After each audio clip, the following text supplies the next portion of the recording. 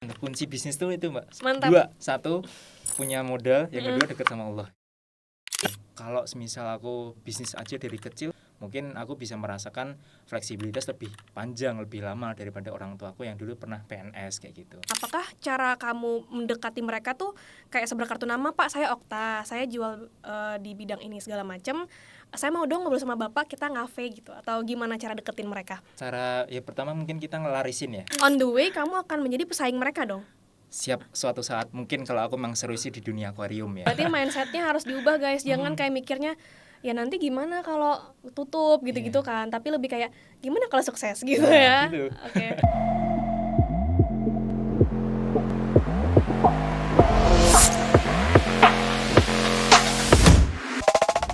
Jadi di podcast kali ini adalah video pertamaku. Aku memberanikan diri untuk mengumpulkan para Gen Z yang menjadi business owner, entah mereka merintis ataupun mewarisi bisnis juga.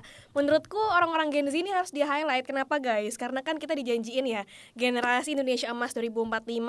Menurutku juga challenge di luar tuh banyak banget, kayak misalnya lapangan kerja sempit. Jadi kita harus meng-highlight, kita harus cari tahu siapa sih Gen Z yang berani membuka lapangan kerja gitu ya. Karena sayang sekali Gen Z ini jarang disoroti di kampus. Jadi semoga YouTube ini, platform ini bisa ngasih tahu kalian nih bahwa banyak loh Gen Z yang pikirannya tuh unik, kreatif, outlier gitu ya, dan sangat berani. Karena kenapa?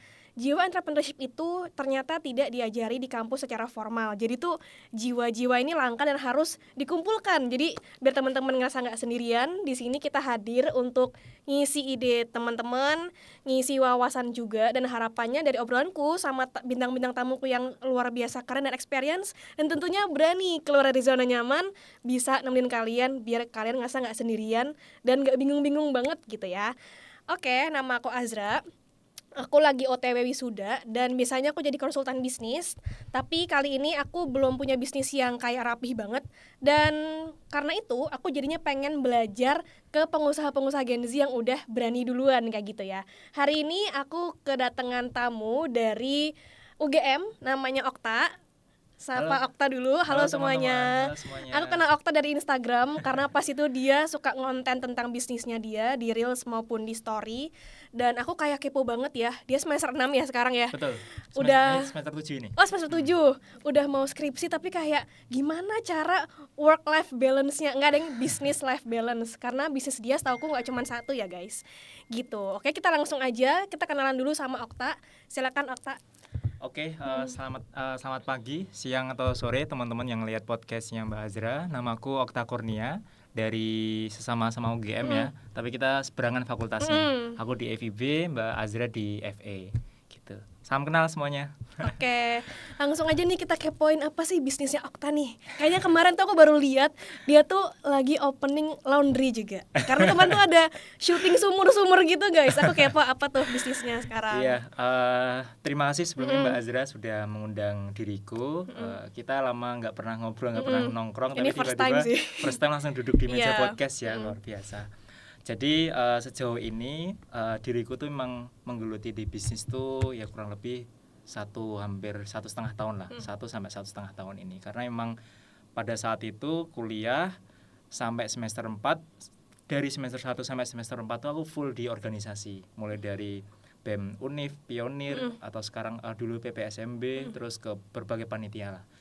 Lalu di semester 4 ke 5 itu aku mulai menentukan tuh aku akan menjadi mahasiswa yang seperti apa, apakah organisator, apakah fokus ke akademik, prestasi lomba, atau mungkin pengusaha.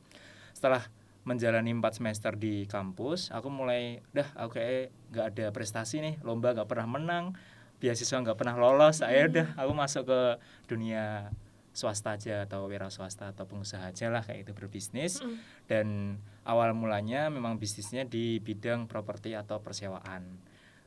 Basisnya aku ada kos-kosan pertama kali itu di Solo, terus ada homestay di Solo. Itu aku kumpulkan dalam satu manajemen namanya Futuro Property. Disitulah bisnis pertama aku itu diawali dengan bisnis properti. Mulai dari persewaan, kolaborator, renovasi, aset kayak gitu. Dan sekarang produknya itu ada di meeting room sama di homestay sama kos-kosan di Jogja dan di Solo. Oke. Gitu.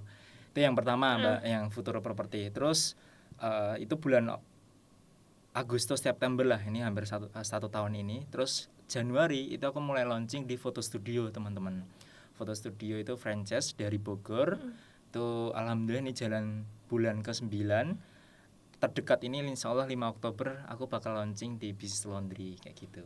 Itu 3 core bisnisku tuh ada 3, Futuro, Laundry sama Pixel Pop Studio. Tapi yang perintilan itu lumayan beberapa, dari konveksi, terus percetakan gantungan kunci, poster dan sebagainya kan basis ya, itu bisa kita jadi marketing aja atau kita affiliate aja itu gampang. Tapi yang core-nya ada 3 itu tadi Mbak Azra gitu. Berarti bisa disimpulkan bisnisnya kayak 3 plus Yeah. ya, kayak ada turunannya lainnya Betul. gitu ya. Keren banget. Terus tadi kan aku lihat dan menyimak ya, kayak kamu bilang, oh oke, aku tidak berprestasi. Itu kayak sangat merendahkan diri sendiri ya guys, itu tidak boleh. Sebenarnya anak-anak ya, semua pemuda pasti punya keunikan masing-masing ya, dan Betul. ternyata dia keren sih di usia segini udah kenal jati dirinya gitu. Sedangkan banyak banget orang-orang yang katanya kan lagi di quarter life crisis, aku tuh Betul. mau jadi apa gitu-gitu ya. Dan apakah tujuanmu berbisnis itu pure karena oke, aku bukan jalanku di organisasi? Apakah pure karena itu, atau kayak oke, aku sebagai laki-laki nih misalnya, atau sebagai Gen Z tuh aku pengen punya pendapatan yang lebih besar, nggak mau yang stabil, terus aku nggak mau diatur orang, nggak mau 9 to 5. Apakah ada alasan lain selain itu dalam berbisnis? Kalau ya selain alasan yang tadi disebutin sama Mbak Azra itu, sebetulnya pada saat itu tuh aku pernah magang di Jakarta. Terus dari ownernya itu pernah bilang, sekarang tuh harus punya sifat, masing-masing orang tuh harus punya sifat jiwa entrepreneurial kayak gitu, jiwa pengusaha. Nah disitulah aku selalu merenungi apa sebetulnya jiwa pengusaha ini gitu. Kalau aku tarik sampai bawah itu ya orang-orang di mana punya sifat untuk menguangkan segala apapun dalam bentuk jasa, barang, apapun itu harus diuangkan. Karena itu bisa jadi ya mungkin orang-orang yang kita lihat kaya di luar sana itu justru mereka tuh serba bisa menguangkan apapun, mulai dari tulisannya, waktunya, tenaganya, jasanya, produknya, apapun itu. Nah disitulah aku bisa ketemu tuh kunci itu, maka aku terapin di berbagai bisnisku sekarang kayak gitu. Mulai dari jasa, persewaan apapun, barang-barang yang di kantor tuh kalau bisa keluar tak sewain semua gitu, biar semuanya dapat uang, bisa dapat uang dan bisa untuk modal untuk muter semuanya kayak gitu. Nah selain itu, alasan itu semua yang tentunya ini ya, kalau mahasiswa itu kan sering dihantui dengan yang namanya susah cari magang, part time juga kadang fee-nya nggak sesuai kayak gitu. Nah itu jadi hantu bagi kita mahasiswa, bagaimana kita tuh bisa dapat pekerjaan yang sesuai, layak, kadang sesuai tapi fee-nya nggak cocok, waktunya sesuai tapi ini nggak cocok kayak gitu. Nah di situ aku pengen punya kehidupan yang segala apapun tuh atas kemauan diriku sendiri. Itu ya salah satu jalannya harus jadi pengusaha kayak gitu. Waktu kamu yang menentukan, jam tidur kamu yang menentukan, uangmu juga kamu sendiri yang menentukan. Kurang lebih kayak gitu Mbak. Oke, keren ya guys. Tadi kita dengar dia dari Fakultas Ilmu Budaya, tapi udah lebih entrepreneur daripada anak FEB kayak aku. Kan jadi anomali banget nih, keren banget ya tapi anomalinya. Nah, kalau kamu sendiri apakah punya mentor ataupun lingkungan yang ngembangin jiwa? Karena kan jiwa kan bukan sekedar kamu nulis teori tiba-tiba langsung ke install nih, oke jadi pengusaha. Itu kan butuh proses kayak apa, kamu ada tekanan tersendiri kayak ih sumpah teman-temanku, misalnya kami ikut komunitas atau circle, kok mereka dagang semua, aku dagang juga deh misalnya gitu. Ataukah kayak kamu full motivasi diri sendiri, kayaknya aku harus jadi pengusaha apapun kondisinya, gas gitu. Iya. Kalau dari tadi Mbak Azra sempat bilang kalau jiwa pengusaha ini tidak diajarkan secara formal di fakultas atau di kampus ya. Itu memang betul sih. Karena basisnya aku dulu dari pondok pesantren Mbak, di Sragen, terus pengabdian 1 tahun baru masuk ke Sastra Arab FIB. Itu kan sebetulnya tidak ada kaitannya dengan dunia berbisnisnya.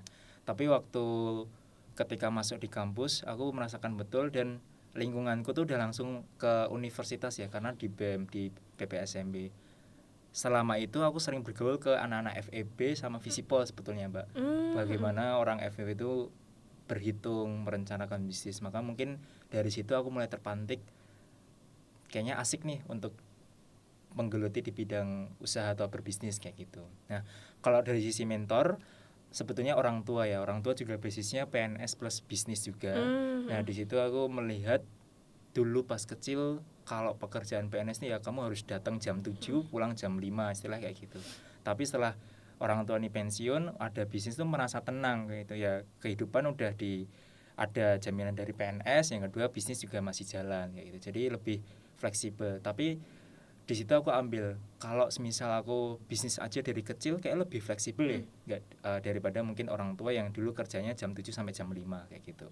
Mungkin aku bisa merasakan fleksibilitas lebih panjang, lebih lama daripada orang tua aku yang dulu pernah PNS kayak gitu.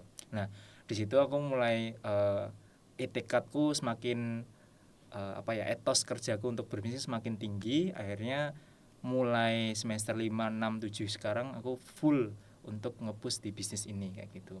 Selain orang tua, mentor juga dari kenalan-kenalan bisnis ya, kayak yang kebetulan sekarang aku lagi hobi ikan, Mbak. Jadi toko-toko ikan di Jogja itu aku kenal bosnya itu. Oh, caranya seperti ini, caranya kayak gitulah. Di situ aku mungkin belajar bagaimana si bos ini nge-treat karyawannya, si bos ini bagaimana dia cara menghitung harga kayak gitulah. Di situ aku bisa tahu oh ternyata orang-orang di sana atau pemilik-pemilik bisnis di luar sana itu cara mikirnya seperti ini. Itu secara tidak langsung aku jadikan mereka sebagai mentorku kayak gitu. Selain mentor ya ada yang support ya dalam bentuk material maupun non material, kurang lebih kayak gitu, Mbak. Oke. Banyak nih Gen Z yang kayak khawatir, Kak gimana sih, kita aja kadang sesama Gen Z tuh insecure ya buat kenalan. Kita kan mungkin generasi gadget ini ya guys, jadi kayak malu untuk berkenalan. Apalagi Okta yang udah mungkin PDKT dengan pengusaha yang beda generasi, dari X, milenial, baby boomers gitu. Tadi kan kamu cerita lagi passion ke ikan, terus ngobrol tuh sama bos ikannya. Apakah cara kamu mendekati mereka tuh kayak sebelah kartu nama, Pak saya Okta, saya jual di bidang ini segala macam, saya mau dong ngobrol sama bapak, kita ngafe gitu, atau gimana cara deketin mereka? Cara ya pertama mungkin kita ngelarisin ya. Kita contoh aku sebagai hobi ikan pemula, aku kadang tanya gimana sih cara punya ikan yang dia sehat, bersih, akuariumnya menarik, jadi nggak jadi beban untuk kita. Nah, itu pendekatanku sekedar di toko aja gitu, tapi aku bisa sampai 5 jam, 6 jam di toko gitu. Jadi istilahnya aku nggak nongkrong ke kafe, tapi ya udah di toko itu aja. Tapi aku beneran tempel tuh si bos itu untuk cari tahu betul. Kadang ngobrolin soal ikan, tapi kadang juga ngobrolin soal cara pengelolaan uang, cara manajemen ke kantornya, tokonya, karyawannya kayak gitu. Jadi secara tidak langsung semua terjadi di dalam toko itu. Tapi dengan pendekatan ya aku mau jual ini dengan kondisi seperti ini, aku mulai mau belajar hobi ikan baru nih, Pak, atau Ko, biasanya kan kalau orang Cina kayak gitu. Nah, di situ mungkin lebih kenal dekat, kadang sampai tukeran kontak, kartu nama gitu. Jadi nggak sekedar saya punya ini Pak ini, tapi ya kita ngalir selama berjam-jam gitu. Waktu itu aku hampir 2 minggu tuh hampir tiap hari ke toko ikan se-Jogja itu. Tuh kan ketemu sama orang-orang banyak gitu. Nah, mungkin disitulah kalau menurut aku dengan adanya aku suka dengan ikan ini bisa ketemu dengan pengusaha-pengusaha yang lain kayak gitu. Gitu sih Mbak. Jadi menjalin koneksi dari komunitas ikan gitu. Berarti itu aku kepo ya, skemanya tuh berarti kamu datang ke tokonya kan? Iya beli Mbak. Di situ aku nggak cuma ngobrol tapi juga beli. Ya beli ikan, akuarium, filter atau apapun kayak gitu. Tapi rutin lah ya, Rutin. nggak cuma sekali Nggak visit cuma doang sekali. kan.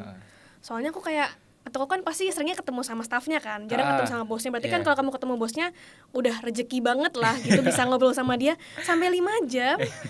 Kayak mulai lebih daripada jam sampai kuliah kamu tuh gitu ya. membuat interior akuarium tuh bareng bosnya gitu. Oh ini harusnya kayak gini Mas, gini. Oh oke gitu. Menurut kamu alasan bapak-bapak itu mau berlama-lama sama kamu tuh kenapa? Apa karena kamu udah ngenalin kayak Pak saya ada interest di dunia ini, saya pengen belajar sama bapak, atau gimana? Sebetulnya ya kita harus jangan pertanyaan-pertanyaan atau jangan dan berdekatan itu juga harus perlu strategi ya. Jadi nggak asal kita dari luar nggak bawa apapun tiba-tiba deketin, mungkin dia juga rasanya ilfil atau siapa sih ini kayak gitu. Ya mungkin perlu harus ada strategi. Ya, mungkin pendekatan apalah yang dipakai dengan ya beli dulu terus jadi langganan dulu. Kemarin saya beli ini loh Pak dengan harga ini, sampai waktu itu sempat dikasih diskon juga kayak gitu. Nah mungkin kalau aku bilang itu ada semacam apa ya, saling menguntungkan gitu. Kokonya ini atau bosnya ini aku beli gitu, aku beli produknya dia, tapi kadang aku juga nawarin Pak kalau mau butuh homestay, kos-kosan atau ini bisa loh datang ke tempatku, nanti gampang lah saya kasih potongan kayak gitu. Oh siap-siap gitu. Jadi kita lebih gampang karena ada hobi yang sama Mbak kayak gitu. Dia hobinya ikan sama apa lagi, aku juga hobi ikan sama apa lagi. Jadi ada diskusi yang menarik di situ. Jadi nggak apa ya namanya itu, nggak garing lah istilahnya. Oke, kau dapat ilmu baru guys. Ternyata kalau mau mendekati mitra-mitra bisnis baru kita itu harus punya added value ya. Tadi kayak Value misalnya tadi. keuntungan kalau kamu beli di aku sekian, beli di properti aku misalnya sekian diskonnya. Oke. Gitu. Baru Jadi, tahu ya. nggak asal gitulah istilahnya. Oke, berarti ikan ini akan diteruskan ke bisnis apa? Atau kayak itu cuma hobi kamu doang? Sebetulnya ada rencana, aku kan main di aquascape sama reef tank ya, atau akuarium ikan laut. Itu yang akan aku bisniskan di situ. Jadi aku bikin dari nol, aquascape dari nol, terus nanti aku rawat itu sampai nanti bagus, baru nanti aku jual. Aquascape itu dalamnya akuarium tuh, Ya. habitatnya. Aquascape itu jenis akuarium yang konsepnya itu tumbuh-tumbuhan, pasir. Jadi nanti aku kasih fotonya Mbak. Jadi ada keongnya, udangnya gitu. Jadi nggak cuma ikan gitu. Dan tumbuhannya tumbuhan asli. Harus ada pupuknya, airnya, bakterinya kayak gitu. Kalau air laut ya ada nemonya, ada dorinya, ada anemon-anemonnya kayak gitu. I see. Jadi kan biasanya kan menarik ya kalau ditaruh di dalam rumah, jadi furnitur tambahan kan. Iya. Dan memanjakan mata gitu. Oh, alasan kamu mau ini kan berarti bisnisnya beda bidang lagi nih. Iya, beda bidang bidang lagi. perairan dan perikanan gitu ya. Itu apakah full karena interest kamu? Oke, ada demand nih kayaknya di rumah-rumah tuh perlu akuarium yang mewah biar cantik dekorasinya, atau kayak ya udah deh aku pengen belajar dulu meskipun aku nggak tahu apa-apa, aku bukan anak perikanan nih misalnya, tapi as long ada demand, oke gas gitu. Itu as ada demand, aku oke guys. Aku juga nggak perairan, nggak perikanan, aku belajar aja.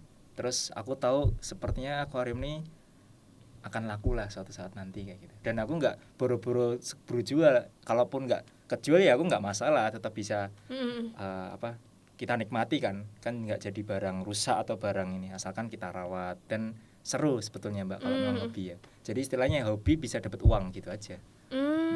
Jadi aku nggak nge-push di bisnis ikan atau akuarium itu sebagai sampingan aja. Kalau ada yang beli monggo, kalau enggak ya udah gitu. Oke, butuh keberanian loh guys buat belajar bidang baru ya. Apalagi menurutku untuk merawat makhluk hidup itu butuh extra effort gitu ya. Kan banyak orang-orang yang Gen Z ya, misalnya pesimis untuk hidup di pertanian, alasannya kayak kurang lahan ataupun kayak bukan jiwa kita banget. Dan menurutku meskipun kamu nggak merambah ke pertanian, tapi kalau kamu ngerawat aquascape tadi, ikan-ikan segala macam, itu butuh skill khusus ya, kayak pakannya harus gini, terus perawatannya gimana. Itu belajarnya berarti dari mitra-mitra kamu tadi. Iya, di bos-bos tadi. Itu strategi langsung aku belajar sama dia langsung. Berarti on the way kamu akan menjadi pesaing mereka dong. Siap suatu saat mungkin kalau aku memang serius di dunia akuarium ya. Kamu nggak curiga sama kamu ya gitu. Aku kepo ya, kamu nggak curiga sama ya apakah mau jadi saingan aku gitu. Gak tahu kalau itu, mungkin ya ada kecurigaan, tapi dia menganggap masih paling baru awal gitu. Cukup berani ya, menurutku mentalnya kayak yang penting belajar dulu meskipun kamu bukan spesial di sana gitu ya. Dan aku kayak kepo, apa kamu punya partner untuk diskusi, karena kan kamu pasti punya ide nih, pasti ada yang harus kamu validasikan idenya ke siapapun gitu. Apakah kamu ada teman ngobrol? Karena aku beberapa waktu ini ke komunitas pengusaha, mereka tuh nggak tahu sambat ke siapa, ini idenya gimana nih, medsosnya udah jadi tapi kok nggak terrealisasi gitu. Apa kamu ada tim yang jadi teman diskusi kayaknya ini bagus akuarium ke depannya gitu-gitu? Kalau di luar dunia akuarium ya, segala bisnis yang aku jalani kadang diskusi sama owner. Ya kalau di Pixel Pop kan kita ownernya bertiga, yang bertiga, terus di Futuro cuman berdua, yang laundry berempat. Tapi ini orangnya beda-beda, nggak contoh aku sama Mbak Azra nih, kita bisnis studio, nanti aku bisnis laundry, contoh dengan masnya yang ada di sini gitu. Jadi memang beda orang. Nah di situ mungkin aku diskusinya muter ke orang itu. Nanti kalau dia masih aku belum nemu nih apa kuncinya gitu ya, aku mungkin merambah ke staff, aku ajak diskusi gitu. Ke orang tua, itu orang tua sering banget sih kayak gitu.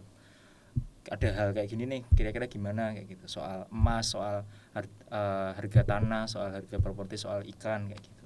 Semua aku ajak diskusi untuk ya biar aku punya banyak sudut pandang dan aku bisa menentukan lebih jelas lagi pro kontranya apa, plus minusnya apa kayak gitu. Oke, berarti selama ini kan kamu ngejalanin yang properti terus ini juga OTW ikan. Apakah kamu memang ada nggak sih riset pasar yang terstruktur, ataukah kayak oke aku ngeliat nih kayaknya di medsos atau di TikTok gitu ya banyak orang-orang yang upload ini aku jual gitu.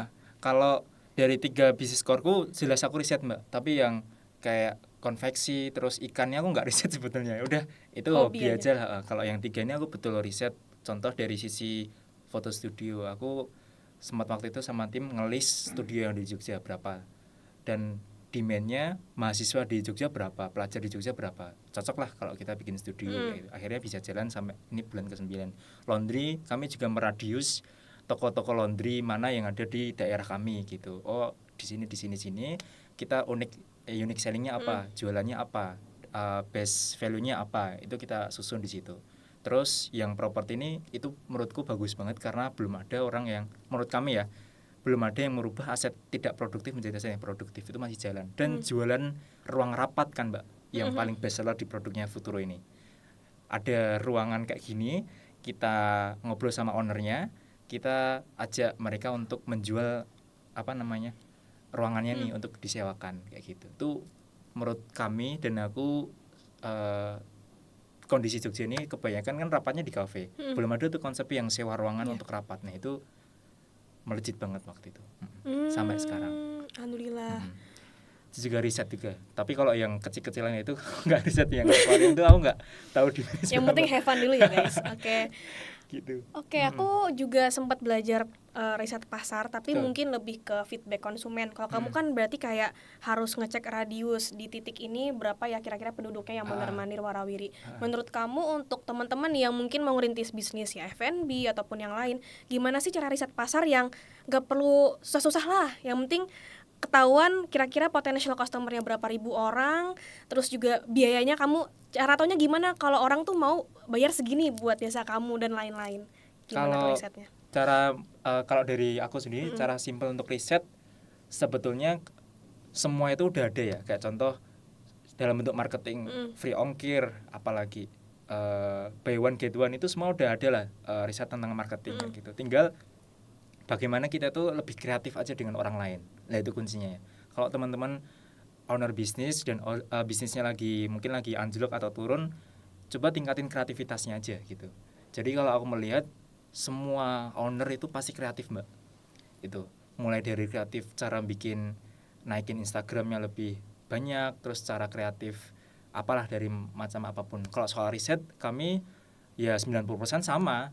Intinya ya radius, banyak pesaing. Kalau jualan F&B juga pasti jualan es krim ya udah banyak, nasi goreng udah banyak, apapun udah banyak. Tinggal bagaimana bagaimana kreatif itu aja kayak gitu. Kayak contoh di kreatif di dunia marketingnya harus kayak gimana, mengkolabkan dengan siapa, cari KOL mungkin atau cari mitra untuk gandeng promosi kayak gitu. Kayak gitu sih Mbak. Oke, siap. Aku tuh pernah punya temen, dia tuh sempat buka mixu di sini. Aku nggak mau nyebut namanya, tapi dia bilang Buka outlet berarti ya? franchise gitu, tapi dia bilang collapse gitu. Dia juga buka kafe, tapi aku juga nanya lagi kan ke dia, kenapa kok nggak lanjut? Dia kan lanjutnya kerja kan. Dan menurutku kerja juga nggak salah ya guys, tapi menurutku kenapa ya kok dia nggak mau lanjut? Terus dia bilang gini, Zra, di Jogja tuh bisnis bukanya susah. Terus akhirnya sekarang dia cuma buka laundry. Menurut kamu apakah itu benar-benar terjadi? Aku pengen memvalidasi aja karena banyak orang yang mau buka usaha tapi kayak takut gitu loh, kayak Mbak terlalu sengit Mbak persaingan di Pulau Jawa. Apakah menurut kamu sebagai pengusaha Gen Z yang punya berbagai bidang, apakah semenakutkan itu? Karena dengan fakta-fakta itu ya guys, itu bisa menunda kemauan orang berbuka bisnis. Betul. Jadi aku pengen minta penguat dari kamu kayak pasti ada peluang guys gitu. Kalau soal F&B aku nggak berani menjawab itu gimana ya Mbak. Soalnya aku kan nggak, segala bisnis kan bukan F&B ya, semua jasa mostly.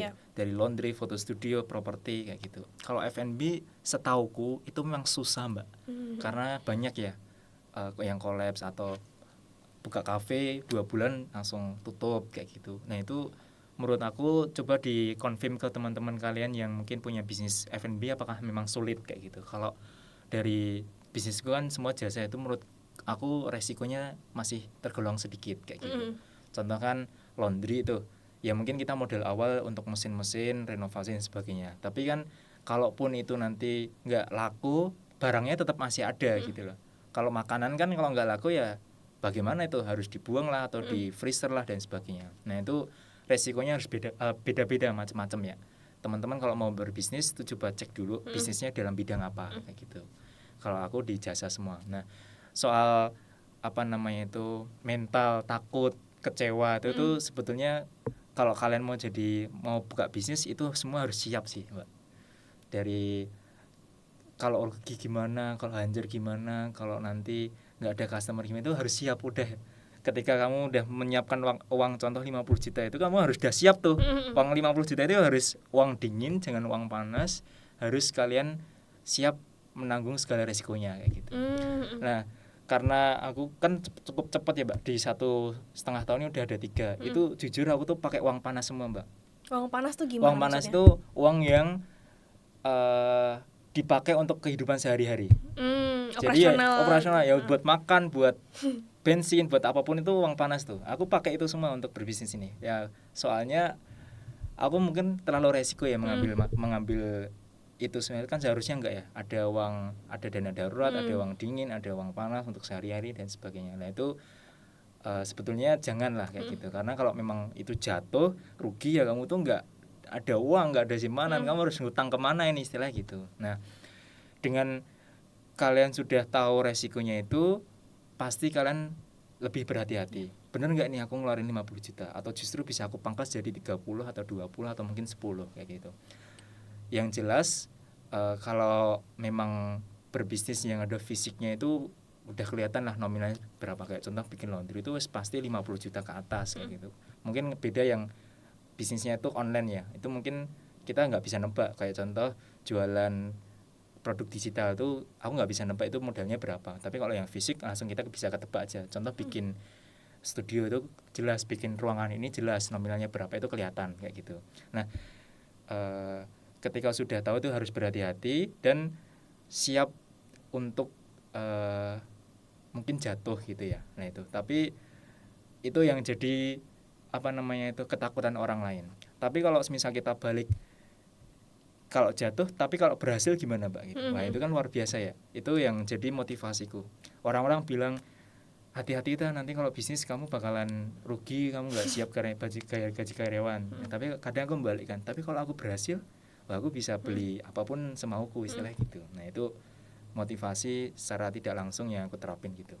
Kalau aku harus invest ini, nanti nggak balik modal gitu, nanti BIP-nya berapa bulan, nah nggak apa-apa lah kayak gitu. Tapi kalau nanti BIP-nya 1 bulan, aku bulan depan udah bisa beli ini, bulan depan aku bisa untuk nambah invest ini lagi kayak gitu. Gitu sih Mbak singkatnya. Mantap ya, berarti mindsetnya harus diubah guys. Jangan kayak mikirnya ya nanti gimana kalau tutup gitu-gitu kan, tapi lebih kayak gimana kalau sukses gitu ya. Gitu. Oke, itu jadi manifest juga, kayak itu kan jadi doa ya, jadi harapan kita. Jadi jangan mikirnya selalu rugi-rugi apapun kondisi ekonominya, kan sekarang ditakut-takutin kayak lagi anjlok lah rupiah segala macem. Gas aja dulu, coba dulu. Oke, selanjutnya aku tuh mau tanya, kan tadi kamu udah meringkas ya, kalau setahun tuh udah banyak banget bisnisnya, kayak 3 menurutku Korea. Kayak 1 aja orang perlu effort buat fokus, apalagi kamu kan masih mahasiswa juga. Apakah ada titik terendah ataupun challenge gitu, misalnya kayak ya kalau kesepian mungkin normal gitu ya, atau kayak tiba-tiba kemarin karena ada ya kondisi politik atau ekonomi tuh kayak ngaruh ke bisnismu. Apakah pernah ada di titik yang sumpah ini kayak kok bisa ya kayak gini, terus kamu gimana cara keluar dari situ? Ini mungkin banyak owner bisnis yang mengalami hal ini ya gitu. Tapi kalau di aku sendiri itu sebetulnya sudah sangat terbantu di modal awal atau ketika kami ketemu dengan orang-orang untuk berbisnis itu, kita udah merasa kita aman nih gitu. Karena amannya kita istilahnya kalau ada 3 fixed cost ya, contoh untuk sewa tempat, untuk biaya apapun yang sifatnya fixed cost, itu kita bisa hemat itu dengan kita nggak sewa, istilahnya kita nggak sewa kos, kita nggak sewa tempat, tapi kita sharing dengan pemilik tempat itu yang sifatnya itu nggak jelas. Contoh 1 tahun 25 juta, tapi kita sesuai dengan omset, kadang 10%, kadang 15%. Nah itu jadi pengaman kita istilahnya. Jadi kalau teman-teman kalau memang tidak terpaksa membuka bisnis sewa tempat, mending jangan gitu, karena itu resikonya besar banget ya. Karena kan pengeluaran terbesar itu menurut kami owner itu di sewa tempat, di biaya tempatnya sama gaji. Nah itu harus betul-betul diperhatikan Mbak, karena kalau gaji ini nggak siap, biaya tempat ini nggak siap, ya bakalan tutup, kolaps jadinya. Jadi kalau aku melihat, aku membaca keuangan itu jangan buru-buru, atau sebisa mungkin pakai tempat yang sifatnya sharing dengan omset, jangan pas fixed cost, sama gaji karyawannya harus betul-betul. Kalau karyawan nggak kurang cocok, nggak belum urgent, jangan hire dulu gitu. Mending satu tapi all in, atau ya dua lah, atau mungkin jangan sampai ada yang nganggur atau menyia-nyiakan kayak gitu. Karena itu pengeluaran yang besar ya menurut kami gitu. Nah itu jadi pengaman ketika ada lonjakan atau terjadi sulit ekonomi dan sebagainya kayak gitu. Nah di sisi lain, sebagai business owner tuh betul-betul harus tahu yang namanya cash flow-nya itu, bisnisnya itu. Oh bulan ini aku harus kayak gini, berarti aku harus saving untuk ini kayak gitu. Itu harus tahu, paham betul cash flow-nya di bisnis itu. Jangan uang yang masuk di bisnis itu jangan uangmu sendiri. Itu tuh ada uang operasional, ada uang gaji, ada uang staff dan sebagainya kayak gitu. Nah itu harus betul-betul tahu, sehingga kalau terjadi hal-hal kayak gitu yang di luar prediksi kita tuh masih punya tabungan nih untuk memutar itu kayak gitu. Istilahnya waktu kami KKN itu kita revenue tuh turun banget Mbak, karena kehadiran owner nggak ada, terus Jogja juga lagi sepi karena pulang kampung, karena kan liburan sekolah itu. Ya udah, kita revenue turun. Nah di situ kita tetap bisa jalan karena kita ada tabungan di bulan-bulan sebelumnya kayak gitu. Jadi nggak langsung tutup, waduh kita nggak kuat bayar ini, listrik nggak belum bayar, tagihan ini belum bayar, sehingga kita bisa kolaps di situ. Tapi kita punya cadangan nih, uang sekian untuk ngecover untuk bulan ketika kami KKN, istilah kayak gitu. Nanti suatu saat nanti kita ada apa, kita masih ada tabungan nih. Istilahnya kita ada dana darurat kayak gitu. Gitu Mbak. Oke. Berarti perencanaan Mitigasi. perlu ya guys, nggak tiba-tiba langsung action aja, tapi juga harus kayak punya dana darurat tadi. Gitu. Terus aku juga mau tanya, itu kan berarti kamu otodidak ya belajarnya semuanya, dari sekedar koneksi kah, apakah kamu kayak ada referensi kelas ataupun buku yang panduan menjadi pengusaha dari nol gitu?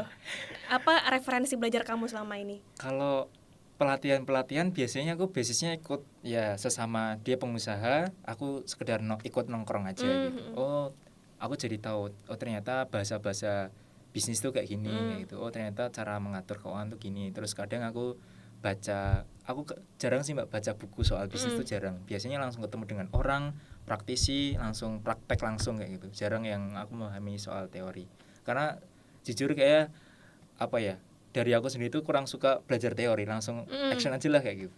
Gitu. Makanya sejauh ini aku belajar dengan orang-orang, atau tidak juga dari YouTube, biasanya dari macam-macam lah platform-platform, dari Instagram. Kalau ada quotes bisnis atau teori bisnis, aku kadang berhenti dulu baca, oh gini, tak sesuaikan dengan yang di lapangan. Oh kadang nggak cocok, aku gini gitu sih Mbak kurang lebih. Jadi emang ya campur aduk, dari orang bilang, dari ini bilang, makanya relasi itu penting ya Mbak kayak gitu. Apalagi yang namanya bos dari kecil yang grow dari bawah itu, dia pasti harus bisa semuanya Mbak. Dia harus tahu soal keuangan, tahu soal operasional, tahu soal ini itu kayak gitu. Apalagi kalau lagi punya bisnis yang ada bangunan fisik, itu pasti nggak jauh dengan yang namanya tukang listrik, tukang bangunan, tukang air, dan macam-macam. Dan itu kan jadi pengeluaran ya Pak ya, itu besar banget kalau ngurusin soal properti itu. Wah itu kayak uang 1 juta tuh sekedip ini hilang. Tuh makanya mas renovasi teman-teman memang tuh harus kalian keluarkan tuh. Memang modal bisnis itu gede banget ya. Apalagi kalau memang bangunannya itu belum siap pakai, itu kalian harus ngerapiin semua, itu uang semua itu teman-teman. Jadi bukan sekedar modal beli roti dijual sekian, bukan, tapi kalian harus menyelesaikan bangunannya gitu. Tapi kalau kalian nggak punya bangunan ya sulit, jualan online aja kan. Kalau ada bangunan kan orang bisa lewat, berhenti, mampir, ngobrol, nunjukin. Jadi dari sisi legalitasnya juga dapat kayak gitu Mbak. Oke, mantap banget ya guys, daging sekali informasinya. Terus aku kan kayak kepo, kalau kamu sebagai bos Gen Z itu kan berarti SDM-nya kebanyakan Gen Z ya. Betul. Mitra-mitra juga Gen Z kebanyakan ya, teman-teman diskusinya. Katanya kan kayak Gen Z tuh ya banyak lah isu-isu mental health-nya, kayak generasi strawberry, mageran, terus juga ya kayak males gitu-gitulah. Apakah itu fakta atau kamu bisa menseleksi teman-teman Gen Z yang kayak aku tuh gimana caranya selama ini? Oh, kalau dari tim secara keseluruhan yang udah berumur tuh ada 3 mbak kalau di tempatku. Berumur tuh berarti udah Gen Udah X. anak ya, udah punya anak Oh, istilah oke. gitu, udah bapak atau ibu kayak gitu. Yang lainnya semuanya Gen Z atau anak muda semua lah kayak gitu. Lah kalau dengan orang tua atau bapak ibu ya tetap aku punya ini ya adab ya kayak gitu, karena dia lebih tua walaupun dia sebetulnya karyawan kayak gitu. Nah itu treatmentnya juga harus dibedakan dengan aku sama seumuran kayak gitu. Nah terus kalau yang seumuran memang betul ya, kadang dia delay kerjaannya, dia malas, dia datang terlambat atau ini kan semua sebenarnya ada laporannya tuh. Ya itu kadang aku cuman reminder, ayo lebih tepat waktu gitu. Kamu datang jam berapa tadi, ini udah jam berapa istilah gitu. Kalau yang staff jaga studio kayak gitu kan kadang telat tuh dia kayak gitu. Tapi ya yang namanya dia karyawan ya aku kadang ngebalik dia sebetulnya cuma digaji sekian. Oh ya udahlah mungkin ada toleransi. Jadi aku belum saklek bos yang toleransimu harus sekian, kamu besok saya pecat gitu. Enggak gitu Pak. Tapi lebih aku banyak toleransi aja karena aku juga baru belajar nah dapetin karyawan yang telat, karyawan yang enggak sesuai aturan kayak gitu. Tapi ya sejauh ini aku bisa menangani dengan baik. Yang kadang dia juga sungkan lama-lama, dia kadang juga enggak enakan. Kadang kalau aku nge-treatment terlalu keras kasihan kan. Dia nanti keluar aku harus nyari lagi, harus briefing dari nol lagi kayak gitu. Setidaknya kalau staff di tempatku tuh minimal 3 sampai 6, 4 sampai 6 bulan kayak gitu. Apa tuh 4 sampai 6 bulan apa? Durasi kerja di tempatku ini kayak gitu. Karena kalau apa istilahnya itu keluar masuknya itu cepet kan aku juga kebuang ya waktunya untuk hire lagi, wawancara lagi, ngesetting MOU lagi, gaji lagi kayak gitu. Itu lebih susah daripada orang yang sudah loyal, yaitu kita jaga baik-baik. Kan namanya karyawan atau staff itu mereka sebetulnya ujung tombak kami ya mbak ya dalam berbisnis. Kalau nggak ada mereka ya siapa kayak gitu. Maksud aku yang harus jaga pagi sampai malam ngurusin ini ngurusin itu kan capek sebetulnya. Dan itu sebagai ladang kami business owner untuk berbagi juga gitu. Kadang ada rezeki bonus ngajak makan kayak gitu. Itu jadi mereka kan senang juga ya mbak, ngerasa karyawan tuh dilihat bosnya, diawasi. Kadang kalau salah diajarin yang benar gimana, dikasih wawasan di luar pengetahuan ini. Kamu harus suatu saat nanti di sini jangan cuman jadi staff, tapi kamu juga harus jadi bos gitu. Jadi punya studio sendiri, punya ini sendiri kayak gitu. Jadi ya aku belajar dari business owner yang lain yang udah punya beranak itu, yang punya anak itu ya mereka semua treatmentnya kayak gitu. Ya udah aku ngikutin aja gitu. I see. Ya insya Allah akan menjadi seperti mereka lah gitu. Amin. Aku tuh pernah dengar gak guys, katanya semakin banyak karyawan tuh semakin banyak rezeki. Ya bisa jadi itu. Keren banget ya. Aku kayak dia belajar otodidak, belajarnya nggak pakai kelas di kampus-kampus, terus ya udah gitu ya. Kadang untuk SOP itu berarti custom sendiri ya, buat sendiri gitu. Iya, ya belajar pakai mungkin ada Najwa ini kan yang dari FE. Ya mungkin aku sharing dari sisi pengetahuan bisnisnya, terus tak jadiin di teori di lapangan kayak gimana gitu. Kadang juga tanya ke ChatGPT atau sebagainya. Kita manfaatkan AI yang katanya pinternya sama kayak kita guys. Oke, siap. Makasih loh tadi udah membangun keberanian kita bahwa teman-teman tuh nggak perlu kayak buku yang teks untuk pendahuluan buka bisnis harus gini-gini ya. Memang harus riset segala macam. Cuman at the end ya action dulu ya, meskipun ya nggak sepasti kita kerja kantoran yang udah dapat tugas segala macam. Saat ini kita yang harus buat sistemnya sendiri. Betul. Oke, aku perlu nih menggali mindset kamu sebagai Gen Z karena jujur di medsosku sendiri banyak mindset yang kayak udahlah slow aja gitu-gitu, you only live once. Yang menurutku kalau diserap secara asal, kita jadinya nggak berani gitu, kayak ya udahlah jadi orang biasa-biasa aja gitu toh. Orang-orang juga nggak ngebut-ngebut banget kok. Betul. Jangan terlalu ambisius gitu. Kalau mindsetmu sendiri yang kamu pegang sampai hari ini supaya kayak Okta yang sekarang itu apa sih mindsetnya gitu? Kalau mindsetnya pun aku kerja keras aja sih mbak. Jadi memang aku harus aku kalau mau pengen hidupku tuh santai di masa tuaku atau masa dewasaku, suatu saat nanti aku harus masa muda ini aku habiskan semua. Dari jatah gagalku, jatah jatuhku atau jatah sukses juga lah. Nah gitu, jatah sukses aku tampung dulu untuk masa depan lah gitu. Untuk merencanakan ini semua ya konkretnya aku bangun jam 6, istirahat jam 10 malam. Itu full aku tanpa istirahat siang mbak. Itu aku kerjain semua hal-hal yang soal akademik ya di jam itu, soal bisnis di jam itu kayak gitu. Itu aku push terus mulai dari jam 6 pagi sampai malam jam 10 lah maksimal. Aku jam 10 harus udah istirahat karena besok harus udah aktivitas lagi lah. Di situ aku mungkin menargetkan ya Mbak. Kayak contoh dari ya 1 tahun ini aku selalu malam tuh aku ngitung hari ini aku berapa sih gitu. Oh hari ini aku 300.000, 400.000, hari ini aku 3,5 juta. Itu kenapa bisa seperti itu? Nah itu aku kadang tak tarik tuh, oh aku sehari bisa 4 juta tuh karena ini. Aku sehari cuma 100.000 tuh karena ini kayak gitu. Nah itu aku cari semua dan memang ketemu tuh. Kadang setelah berbagi ada rezeki, kadang setelah aku dekat sama yang di atas aku dapat rezeki, kadang dengan aku bangun lebih pagi aku rezekiku tambah banyak kayak gitu. Nah itu semua aku tarik ya dari sisi usaha kita, ikhtiar kita, ya kita juga harus mendekat nih sama yang di atas kayak gitu. Nah dari pagi sampai malam itulah yang aku paksakan ya, karena aku harus paksa itu, karena kadang ya capek, males, ngantuk gitu, tapi ya gimana pun aku tuh harus cari nih uang istilahnya 1 M aja lah, 1 M untuk aku sebelum umur 40 tahun kayak gitu. Itu target teman-teman kalau pengen semangat bekerja, belajar atau apapun, targetkan sebelum umur 40 atau 35 lah udah dapat 1 M lah Mbak, cash ya gitu. Nah itu otomatis mulai dari pikiran, otakmu, tenagamu tuh nge-push untuk cari itu 1 M tuh kayak gitu. Oke, siap. Amin ya teman-teman, kita aminin semoga kita semua dapat ya jadi miliuner triliuner. Amin. Kalau kata coachku tuh, aku kan punya coach juga ya, kadang di seminar gitu. Kalau ngomong tuh jangan juta-juta, jangan ratusan juta, tapi langsung M atau enggak T gitu ya. Terus kalau uang juga ya minimal merah, jangan ngomongin yang kecil. Jadi kayak kita biar narik ya kekayaan itu gitu ya. Betul. Terus tadi kan Okta juga ngomong kita harus mendekat kepada Allah ya. Allah ya.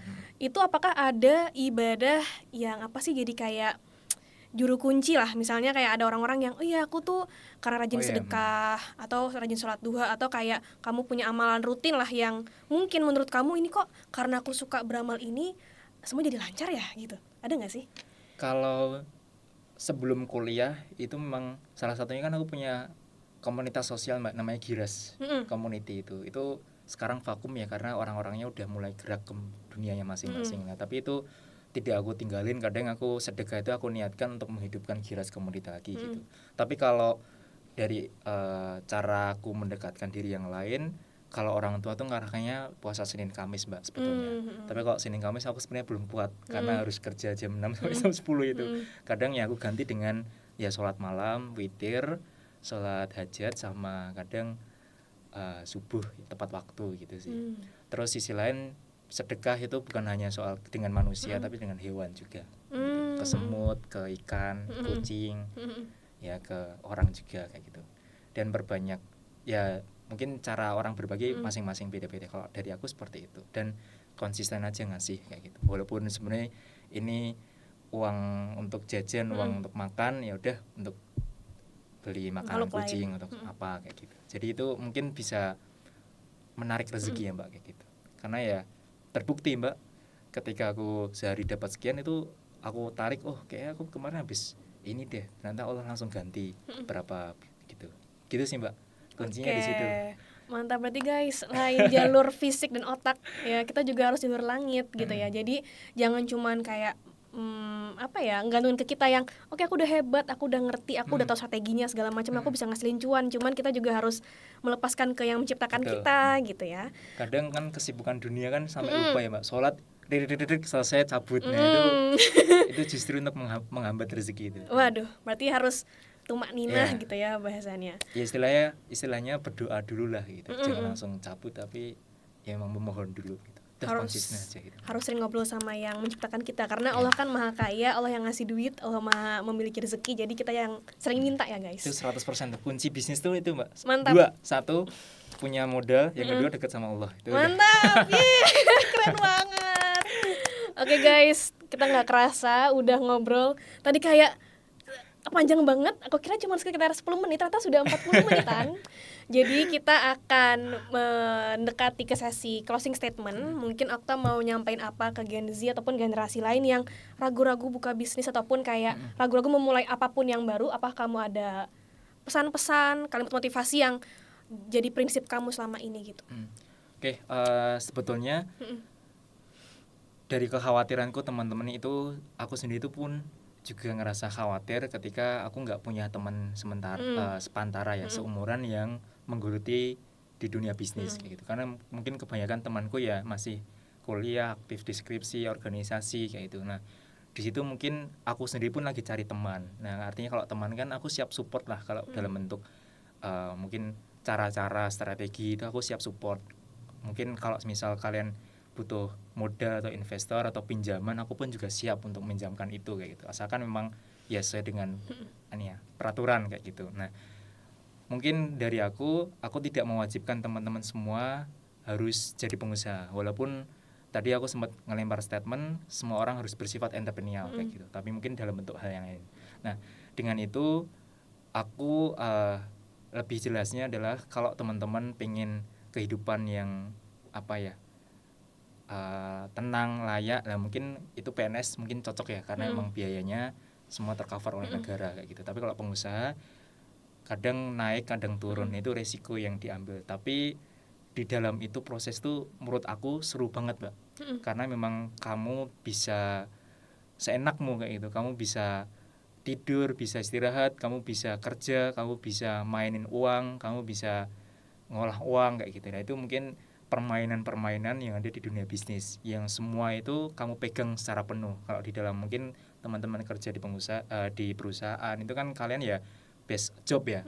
Kecuali kalau kalian udah di posisi yang paling tinggi, itu pun sebetulnya ada SOP-nya. Kalau di bisnis kan sebenarnya SOP itu yang kamu yang bikin, kamu yang tanda tangan, dan kamu yang bisa merubah sebetulnya. Itu fleksibilitasnya sih teman-teman yang aku dapatkan di dunia bisnis ini. Jadi kalau teman-teman memang suka fleksibel, teman-teman pengen punya pendapatan tambahan kadang sedikit, kadang pas, itu mungkin patut dicoba aja, Mbak gitu. Dan memang insya Allah kita ya sebagai Gen Z ini yang akan datang jangan fokus memikirkan aku akan kerja apa, tapi cobalah kita memikirkan bersama bagaimana kita menciptakan lapangan pekerjaan untuk orang lain. Karena ya kita tahu kita bonus demografi, banyak Gen Z sekarang dan mereka semua akan menjadi orang dewasa, pasti butuh pekerjaan dan pekerjaan sekarang kan terbatas. Jadi mungkin kunci untuk membuka lapangan kerja adalah ya menjadi pengusaha gitu. Terima kasih. Oke, mantap banget guys. Berarti kuncinya adalah action. Itu aja sih. Dari podcast ini kesimpulannya action. Jangan lupa planning. Sama tadi aku kagum ya dengan rutinitas kamu. Kayak oke, planning pagi, malamnya langsung evaluasi. Terus besoknya lebih baik lagi. Betul. Oke, sekian guys dari podcast kali ini. Semoga insight dari Okta dan juga ya keseluruhan podcast ini bermanfaat buat teman-teman. See you di episode kedua. Semoga teman-teman bisa dapat banyak wawasan dan tentunya mentalitas bahwa you're not alone. Teman-teman wajib banget coba sekarang. Tadi kata Okta, bisnis itu seru loh guys, nggak menyeramkan itu. Betul. Tapi teman-teman tetap perlu circle supaya kalian semakin kuat, dan kita semoga bisa jadi circle kalian juga. Meskipun kita baru digital nih, kita di Jogja, tapi semoga kita one day bisa ngumpul bareng dan menguatkan bareng gitu. Sekian dari podcastku sama Okta hari ini. Thank you Okta buat kesempatannya. Siap, terima kasih juga Mbak Azra. Ilmunya luar biasa banget. Ini udah kayak workshop private eksklusif yang sangat mahal, tapi dikemas dalam bentuk podcast seru. Semoga bermanfaat. Wassalamualaikum warahmatullahi wabarakatuh. Bye semuanya.